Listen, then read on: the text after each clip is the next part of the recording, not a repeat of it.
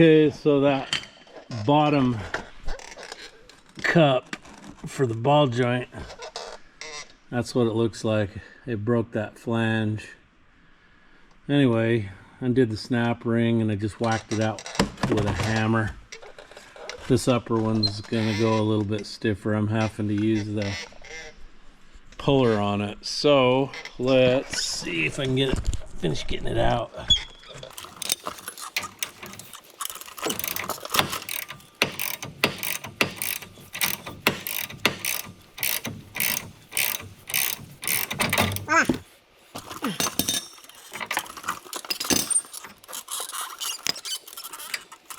One upper ball joint removed. So,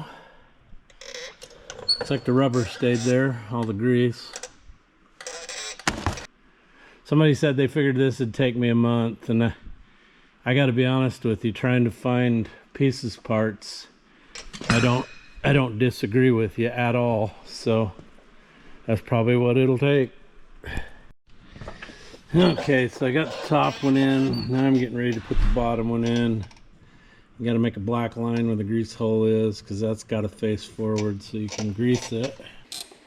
Got dirt on it. Vince, my ball joint's got dirt on it. Oh, Godfrey. Alright, so now I just need to get it started up in there, so I'll get it straight before I can put another whacker dude on there. So I'm gonna do this. I wonder if I could get this started in there maybe by bashing it and not hitting my fingers. I didn't want to be hitting my fingers, Jeff. I did not want to be hitting your fingers. Oh, it does not go that way. You have to go this way. Oh, I don't think that's going to reach, Jeff. You're in big trouble. Why can't they just put kingpins in these? Short little kingpins. Would that be the way to go? I mean, seriously. And I'm gonna have to jack the jackway up.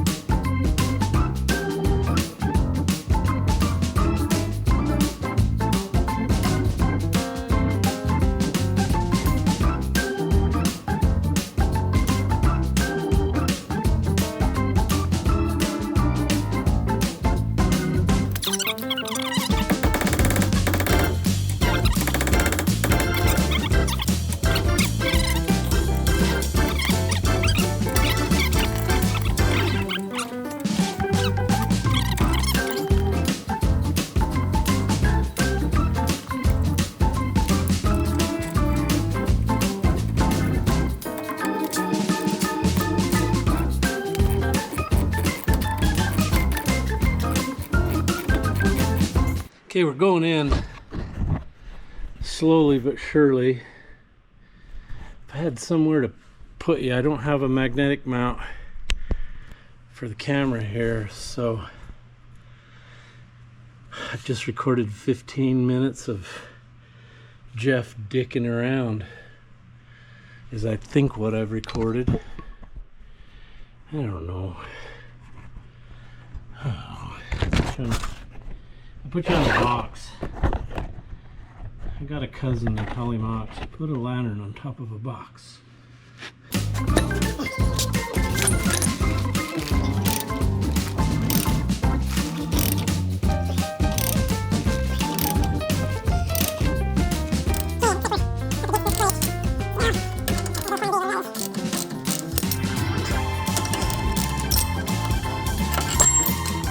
Alright, so there we are, flush. Now I gotta figure a new way to hook up so I can finish getting this up. So I don't know if I told you this. I don't even know where I'm at. Ball joints are in. I had to take a rotary file and groove this out to be able to get a grease gun nozzle on here, because these should be facing up a little more, but they're not. So there it is. Now I got my tie rod assembly out, and I have figured out what's wrong with my steering gearbox. The only thing holding that in is that steering stabilizer I put on there. So it's broke. It literally broke the shaft into the steering box. So, Wayne, do you think my clock spring's broke? I gotta say no. I think the other day when I was talking to you on the phone and you told me to rotate the steering wheel 2 turns, if I'd have kept going, the box would have stopped. Wouldn't it have? So, that was quite a feat to get those ball joints in. I went through heck. I finally ended up getting this washer, which goes on one of my D9 Ripper rams, or the dozer, I don't know. Had to put that over the hole, and then this to get it all the way in, because that piece they send with the ball joint, around the back side here, you see where like this is machined. Well, on the back side, it's got kind of machined in. Anyway, that won't go up in there. So I ended up getting the smaller sleeve, and I had to push right here to finish getting it up in so I could get the snap ring on. I finally got it apart. I had to unscrew this off the broken stub in the pitman arm, and then go take the self-centering bearing over in the press to push it off of there. So now I just need to take and put this on here. Watch that pop out of there like a bullet. Go get me the impact.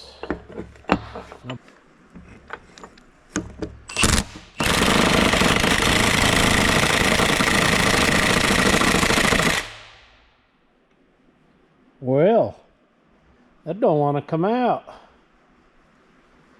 Good Lord. There we go.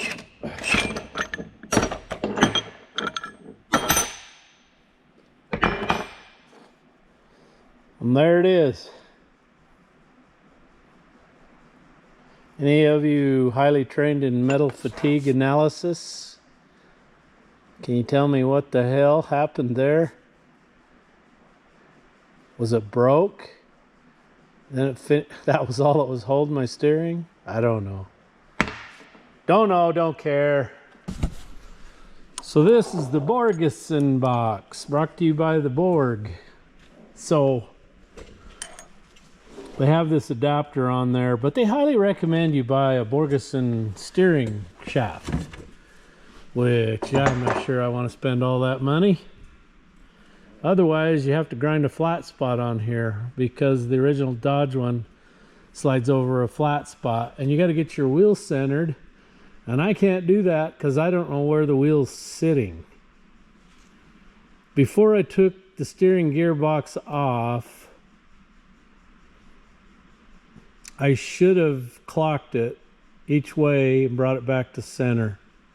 I don't know. It's always something. It's like, good hell, can't I just put one thing together without having to do something custom? It feels like I'm working on the Challenger.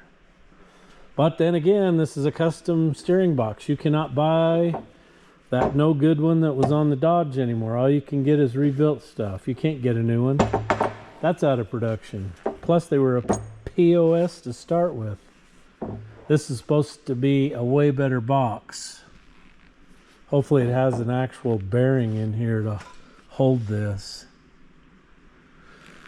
And I don't know if I can use my steering stabilizer or not. You have to put these 3/8 spacers in there, which is going to move it over. So I don't know if it's even going to bolt up without some modifications. I better read the instructions more thoroughly. Then I'll get back to you. So I need to figure out where my steering wheel in the truck needs to be. So I undid the steering shaft, and the flat spot was right here. I turned it enough I could get to the bolt.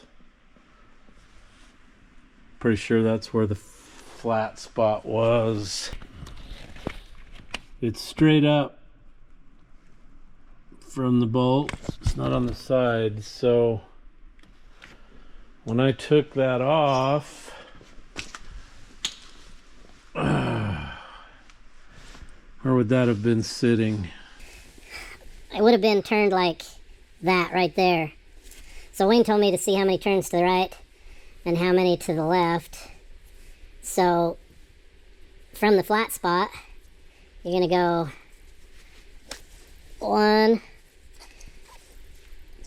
2, 3, and not quite 3.5. So if I go back, well, 1, 2, 3. Then I go the other way. I'm gonna go 1. Oop, it won't even go 1 turn. So if you go 3, so it's basically, what would it be? 2 turns, left to right stop.